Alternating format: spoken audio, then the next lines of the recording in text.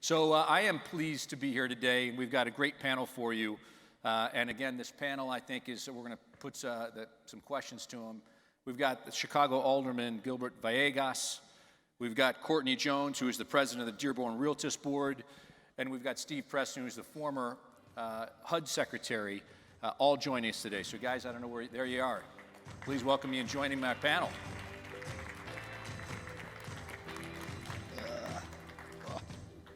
So, yeah, it was interesting when Jimmy kind of introduced us as Bob Dole.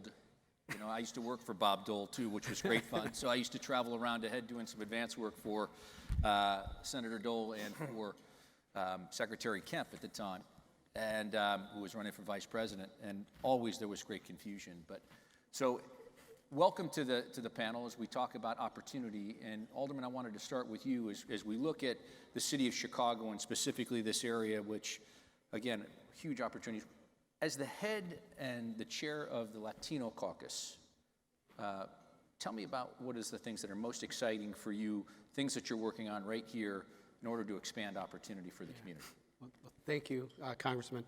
Some of the things that we're working on right now relates to the mega project that's going to be occurring at O'Hare.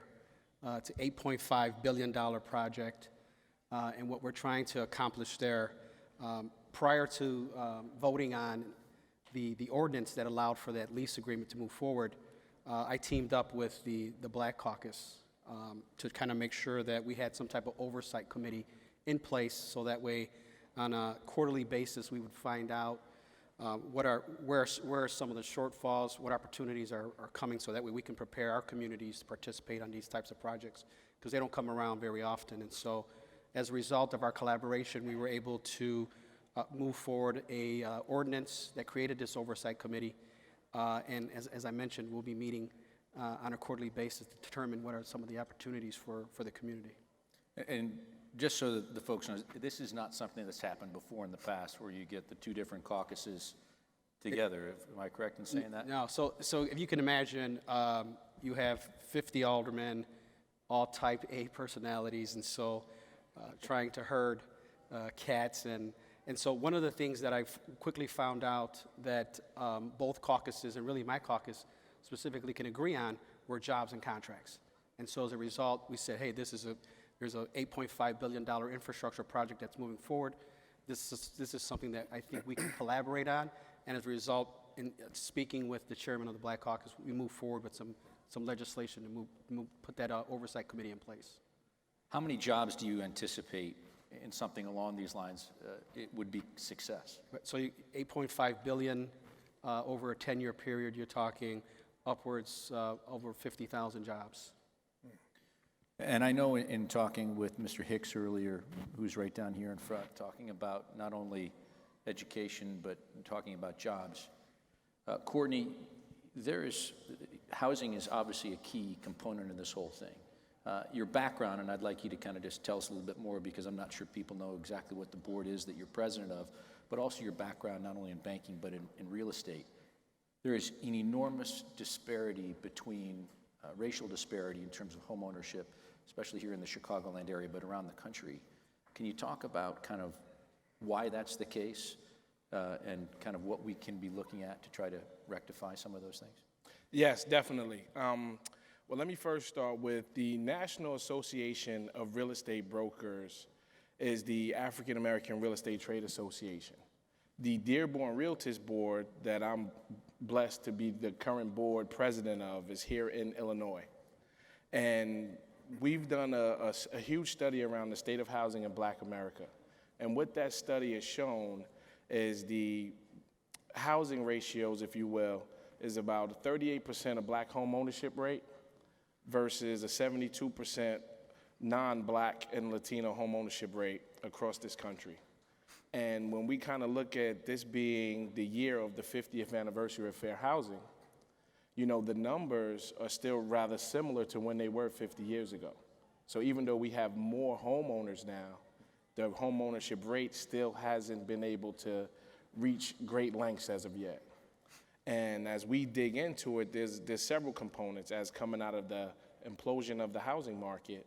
We know that restrictive access to credit has been a big hindrance. So as we continue to dig and push forward that mission of housing counseling and financial literacy, it's also really the lobby effort in getting, that support in Washington around alternative means of credit scoring models, taking things into consideration like rental payments, utility, and taking it into account in a way where the automatic assessment models that a lot of the lenders use to assess credit scoring takes that into consideration, so on the front end, more Black families can get approved. So really what you're talking about is trying to provide credit for the credit invisible, or those that are not. Right now, Steve, you know probably better than most, as being the former Secretary of the Housing and Urban Development, the Fannie, Freddie, and some of those big guys in terms of creating credit scores are really only factoring in the 4 factors or so in the FICO score, or very few. How would we expand that to address issues that Courtney's talking about, to kind of expand that ability for people that might not have typical credit to be able to buy that first home, or at least be able to get access to credit? Right. Well, first let me make a little bit of a historical point. I've got to move up. My feet aren't touching the ground on this chair.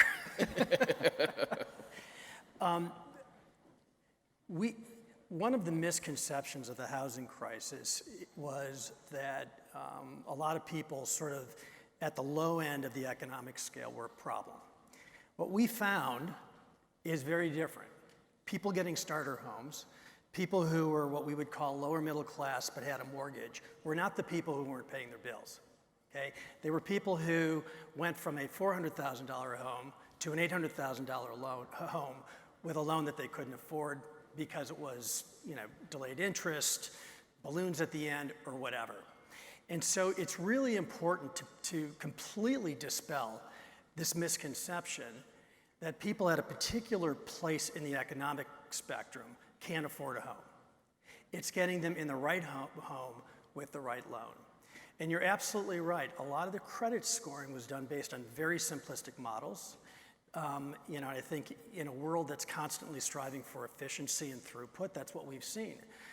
I think what we need to do, and certainly where we are, as an industry, with the amount of data we have, with the amount of analytics we have, with a better understanding of the different groups that we're lending to put together much more sophisticated scoring models that really do take into account ability to pay, propensity to pay, and a number of other things.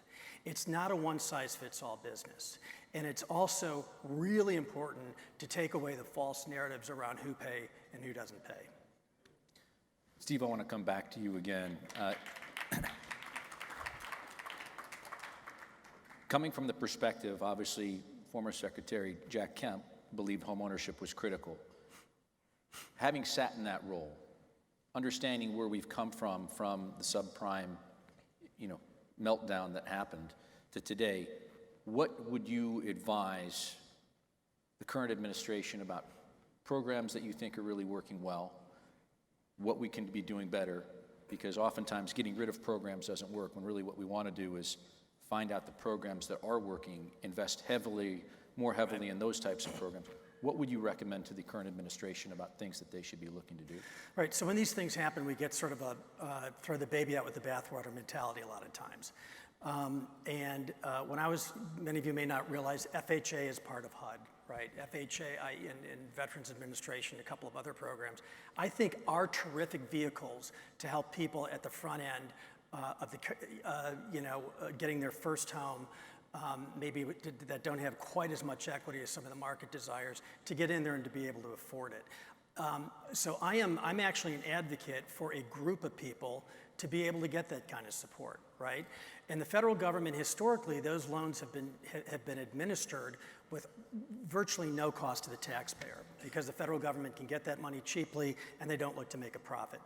The other thing I would emphasize was what your point was just a minute ago, is we really have to have financial literacy in mortgage counseling programs that reach out much more fully. This is something, when I was leading the Small Business Administration, we worked very hard to do.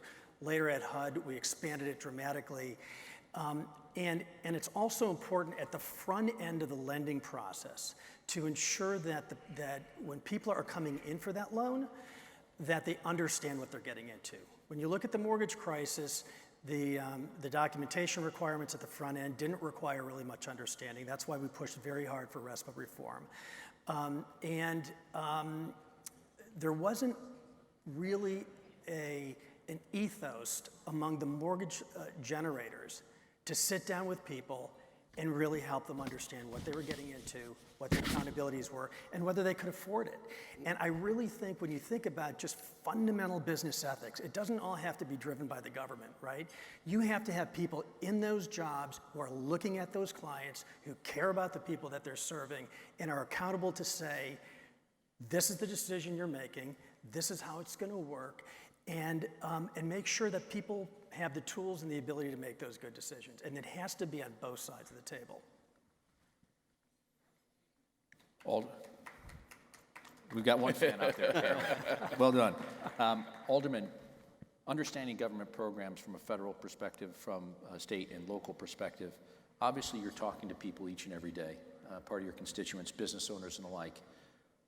What are they saying when you're saying, we need to get more people back to work, we need to make sure that they're educated? What are their frustrations, and therefore, what are your frustrations in terms of getting more people into this opportunity to get a job and potentially even start a home? Right, and so one of the things, I've taken a different approach where I have 14 schools in my ward, but I'm really focusing on 2 of them. One's a college prep and the other one's a vocational school.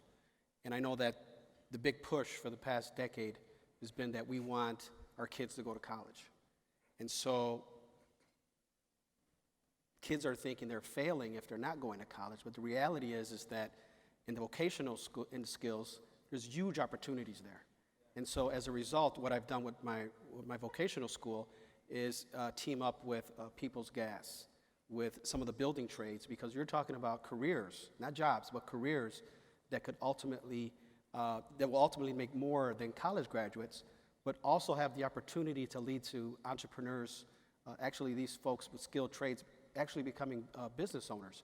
And as we're pushing for more diversity and parity within the contracting pool, there needs to be more minority and women exposed to the building trades, so that way those opportunities that are there, they can take advantage of them.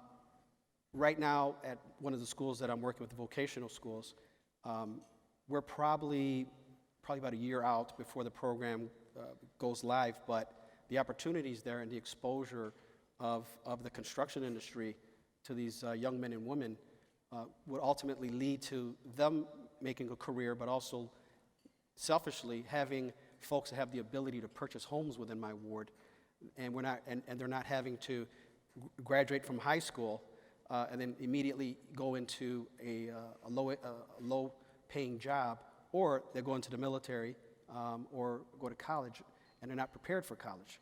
So these types of exposure of these skilled trades to these kids at vocational schools, I think, is what's going to have the ability to have them sustain in trying to purchase a home and maintain that home. Have you seen any schools, any examples of them being able to do that well? Yeah. So right now on the south side, there's a school called Dunbar, and they have, I think it's like its first or second year in existence, and so they're starting to put these programs in place. But I haven't seen the graduates yet. But in the meantime, what I've told the mayor is that the school on Dunbar is on 35th and King Drive, and I said we need to have something similar on our northwest side, especially as we're talking about this $8.5 billion O'Hare project. Having some of the schools that are in the proximity to that big opportunity there, we want to make sure that we have these young men and women prepared for that.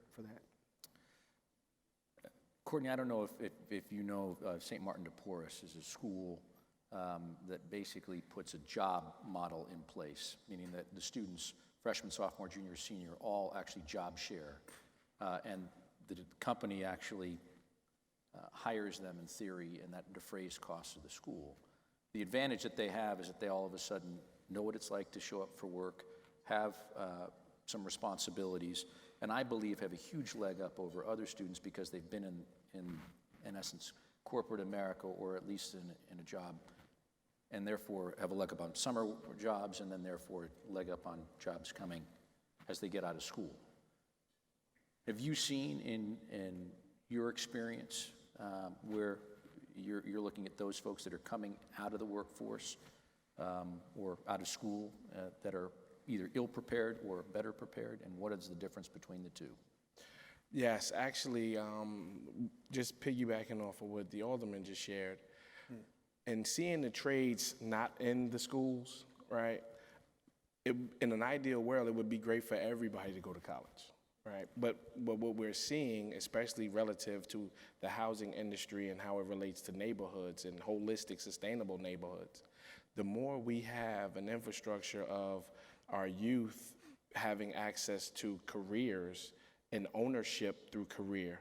So the contracting piece, the masonry, the HVAC, being able to own their own businesses relative to college is incredible. So when we're having internships, when we have our financial literacy outreaches, and we're working with our faith-based leadership, all the different pastors and reverends of the different mosques and Christian faiths and others, as you engage folks and you start talking to them, you see that they have a passion to acquire this knowledge. It's really on the leadership and all of us to make sure we provide them the tools to get to ownership as opposed to just working. So let me ask you all the same a question. We talked about financial literacy, how important it is for those to come out to be able to put themselves on the right path.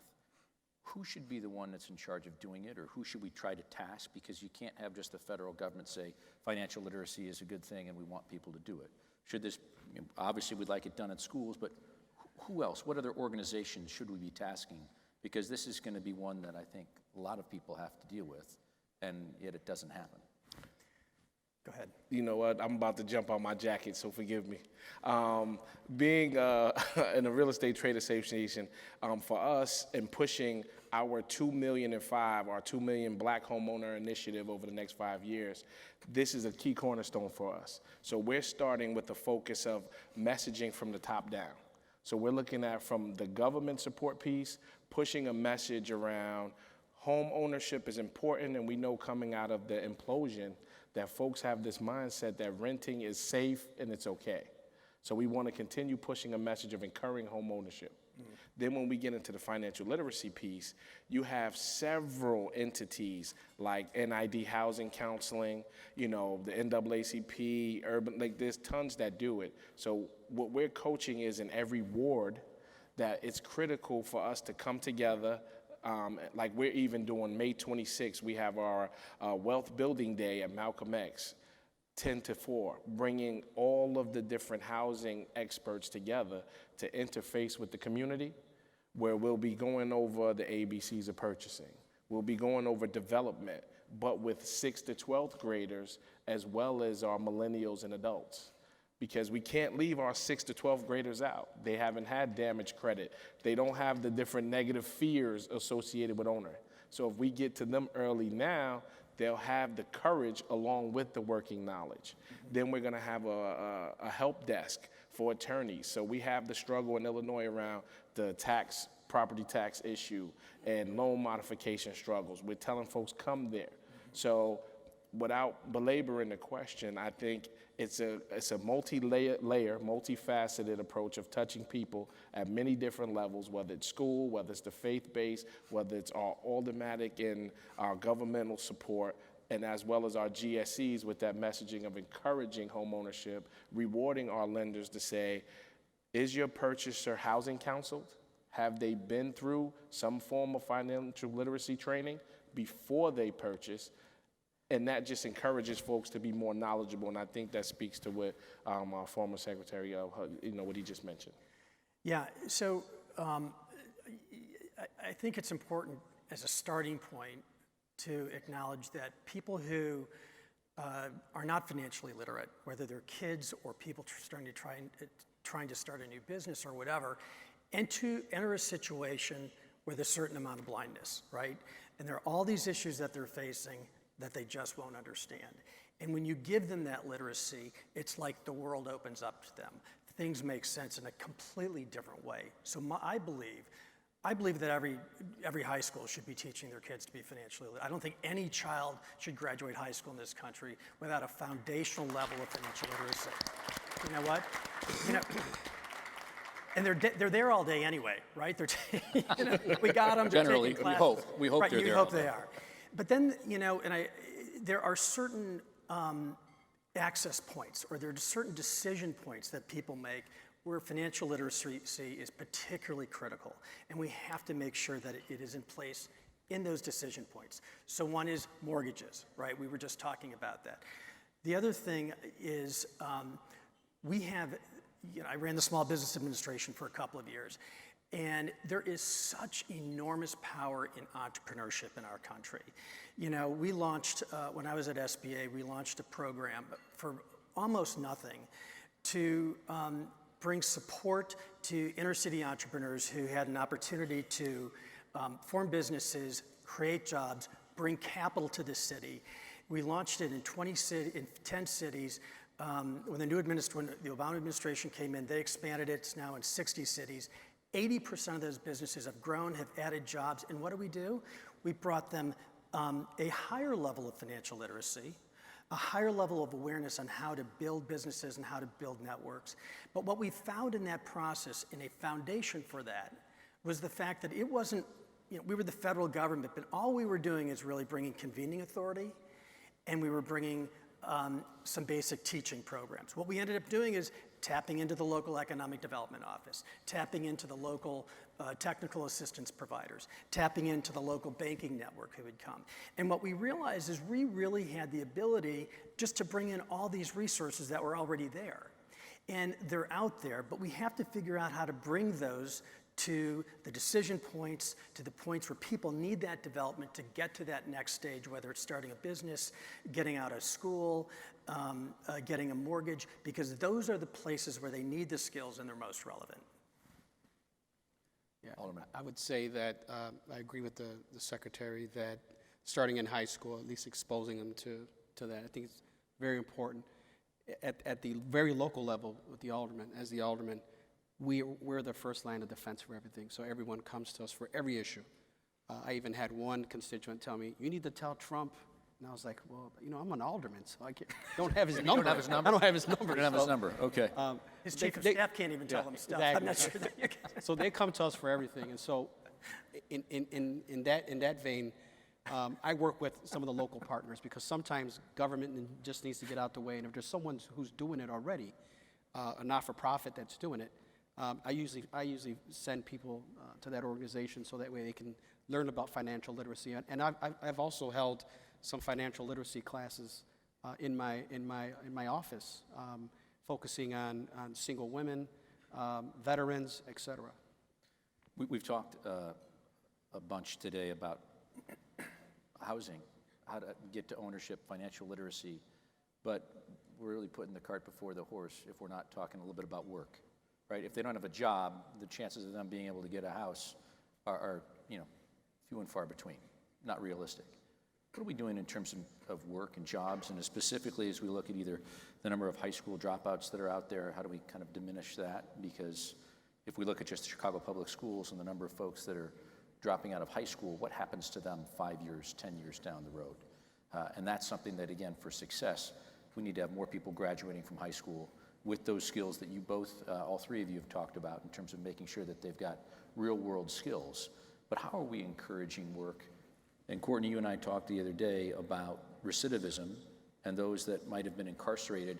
How are we giving them at least a shot? In Illinois, we've done ban the box, but how are we giving those that might have been incarcerated a shot at coming out and getting a second chance?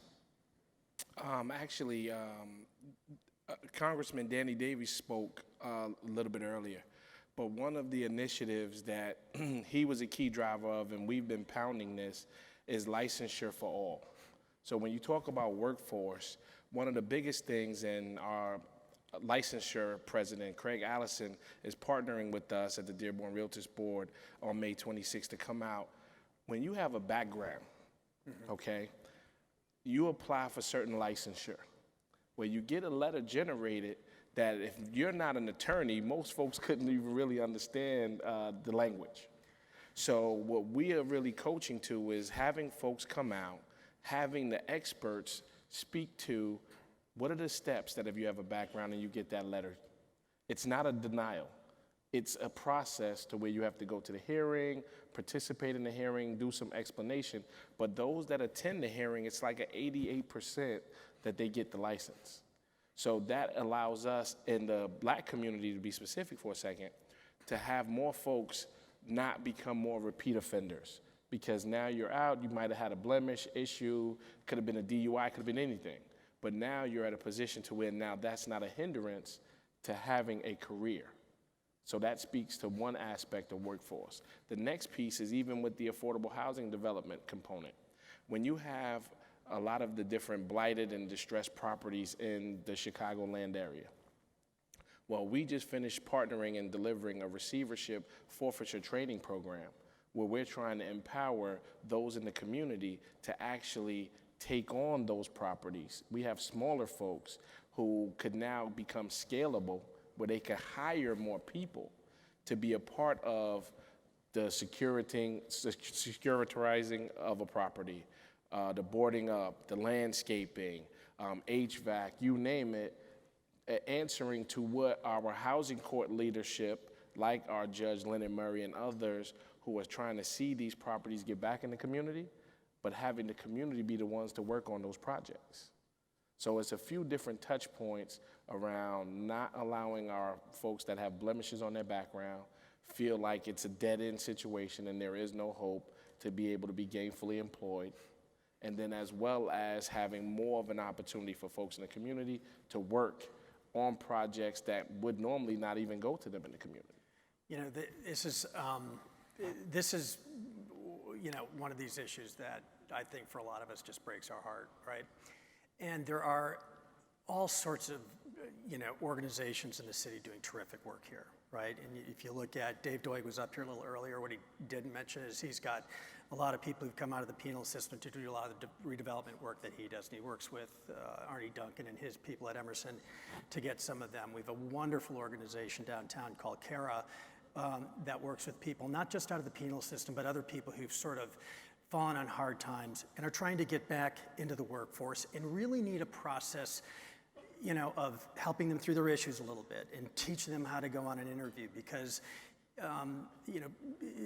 people get to these places because they've had challenges and you need to work with them to help them get back. But they get them back into the mainstream society. It's not saying we're gonna take 20 of you guys and just do this. We're gonna bring you back into the mainstream society. These people at CARA, this is just one microcosm, after they place people in work, have an 80% retention rate after a year in their jobs, mostly in the service industry. Now, I've run service businesses for a big part of my life, and the churn in those businesses is very high. These people, once they're trained, once they get that first job, they are committed because they're so thankful, right?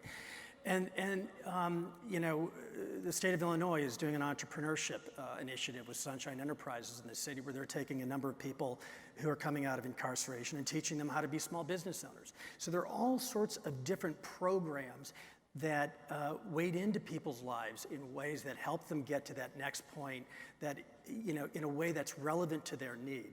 The issue is, the problem is huge. We have thousands of people coming out of the penal system every year. And this is, I feel, this is really one of the areas in terms of just all of our ability to wade into a need that is just a massive unmet need. A massive unmet need that we don't have enough resources, we don't have enough support going into. And as a result, because of the recidivism rate, often I believe it happens because people don't get those job opportunities, we end up just perpetuating a problem that's much worse down the road. So I think this is an area that all of us should care deeply about in all of our endeavors in the not-for-profit world or in the political, on the governmental side. Try to be as creative and forceful as possible in helping those people get their lives back. We've got just a couple of minutes left, and we've got a fantastic group of leaders throughout our community right here.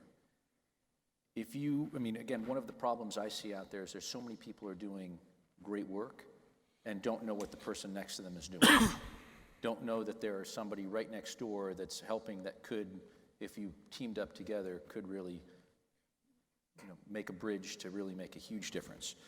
What would your recommendation be to the group out here who is here because we care not only about the community, we care about kind of the lives that are being impacted? What would your one word of advice or one thing that you'd like to make sure they take away today? Yeah, so a lot of times when you have not-for-profits competing for limited funds, it's important that the leaders of these not-for-profits know who are some of the other leaders that are working in that same space, and to find out ways to collaborate, maybe do some joint ventures of some sort. But definitely they've got to get out there and network and talk with their elected officials that are ultimately going to be the ones to help fund some of these programs. So that way, sometimes they may not know what services are being provided by other providers, but definitely the local and the state elected officials will know because ultimately they're coming to them for some assistance for funding. Alderman Vegas, you getting your number out to everybody so they can call you? Absolutely. All right.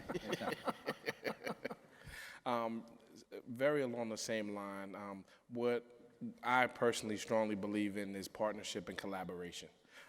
You're so much stronger when you're working with folks. So in the business model, most of us are aware of our competition, right? So if we were to kind of change that mindset from competition to partners and really start building our databases based on who and what are complementary industries to what we do. So when you look at real estate and you look at things like food deserts, you look at things like schools, all of these different partners that help in different segments could become a pod to where now when we're doing different activities, you can leverage each other's strengths as we try to create a self-sustaining community. I think our business communities have to care about this. I really do. I think when you look at job creation, when you think of funding opportunity, every big company has foundations. This is easy to make it somebody else's problem, but we need and one of your earlier, I think Dave Dillon mentioned this before, we need to have people in the business community who care enough to reach out to invest in building facilities in places where we need them, to invest in job growth in places where we need it, to take a risk in hiring people who are trying to get their lives back. And the business community has not only massive financial resources, but they make decisions with them every day, and they can choose where to put their capital. They can choose how to hire people. And that is really what drives our economic structure, right? And to make a commitment that we're going to bring in 30 people this year who have come out of the penal system and work with our HR department to bring them back, to bring them into this company and make them, and help train them in a way to help them get their lives back. Or we have a manufacturing facility, we are gonna make a decision to put it in this particular neighborhood to bring economic development and bring jobs. We have to have people make, in the business community, take a step forward, make those decisions, and be the examples for the rest of the business community. Because I do believe that if a few more businesses were doing this, you'd see a lot more of a tipping point here. I don't disagree with you, but some of those businesses, especially the smaller entrepreneurs and the like, don't have the resources to necessarily make that happen. One of the things that I was working with local community colleges and actually some of the high schools was those businesses would come in to say, these are the types of folks that I'm looking for. Can you please help me train them? Can you put this type of a program together, whether it be local community college, that type of a thing. And they were very receptive as to being able to try to do that, and therefore created a pipeline. And that pipeline, again, what were they looking for? They were looking for people that would be able to show up, that would be able to be there consistently, have like a general C+ type average, but then they would be able to put them in these programs, and then they would create that feeder pipeline, which again, I think is important. The other big concern that I heard from a number of employers, and I'm wondering if you were hearing the same, is one of the biggest things that keep them up at night is, how do I find good people? And they would constantly be getting people that they would have to train, retrain, because everybody has their own business processes. And just interested in your thought. There's a lot of training programs that are out there. One of the ideas that I tried to advance was accelerating individuals into the workforce, which would in essence give the power to the job seeker to say, I've got something, a voucher of sorts, that would enable and give it to the business owner so that it would defray cost to actually train them in the job that they've got available for them. They had to keep them on there for a period of time because the statistics are, if they're there for a year, chances are they're going to stay, and they're going to be going there. Are you hearing some of the same things? You're seeing that right now with city colleges. They have different college campuses that are focusing on certain things. So, for example, Malcolm X College, they're focusing on the medical field, Olive Harvey, transportation, out at Wright College, cybersecurity, et cetera. So they've kind of broken it down like that. And they've got corporate partners that are help funding some of the programs that are available at city colleges. And so I'm taking that same approach at the high school level, especially with the vocational school, teaming them up with People's Gas, ComEd, saying, hey, there's going to be a shortage of workers that are available because we've had this big pushing people to college, but never into the trades. And so there's just a huge shortage. And we're talking about the building trades. We haven't even spoken about the railroad industry, aviation industry. So there's just a huge void that's going to happen. And so we need to start preparing those kids for that. So city colleges is taking that approach. I'm taking that approach at the local schools in my area as well. Great. On our end, there's two parts. One, and doing a lot of partnerships with lenders, banks, trying to really have good representation out. One of the things that we've gotten feedback from was what you just touched on, some of the challenges in trying to hire folks. So we definitely stress the point of getting those job postings, leveraging through the different trade associations. What are the transferable skills from other jobs that folks may have been laid off from, and how they could be leveraged in a new opportunity? I think that's pretty large. And then on the youth side, leveraging high school students that may have work permits and getting them an internship format where they can get exposed to the different careers that are next generation, visionary, futurists, as we're all learning now, and getting them kind of engaged with that activity now so that as they get into the colleges or in the workforce already, they're prepared. Steve, you got the last word. Yeah, I agree, and I do think when you think about these things, there is a process between who's the person I need and what's the person in the intake point, right? And there are all sorts of job training skills or specialty skills or trade skills that are required to get from point A to point B. And we've seen a lot of companies do partnerships with local colleges. We've seen a lot of companies invest in fairly rich training programs. And I just think it's important to understand that ultimately, you know, if you're trying to bring somebody back and you're trying to give them an opportunity, you need to be able to invest in that person to get them to that point where they can do that job effectively. And what's not helpful is when somebody's at a point in their life, especially, you know, when you're talking about some of the challenges we have here, when they're at a point in their life where they don't have the skills or have had other types of challenges in their lives, you need to invest enough in that person to get them to the point where they can be successful and not step into another failure. And it gets back to the point of saying, excuse me, you know, where has this person come from? Who's the person I need to employ, and how do I help them get there? And there are a lot of ways to do that, but we have to be sort of honest and respectful of the challenge, and then lean into the challenge to meet it. Alderman Gil Villegas, Courtney Jones, Steve Preston, thanks so much for your time. Thank you. Thank you all.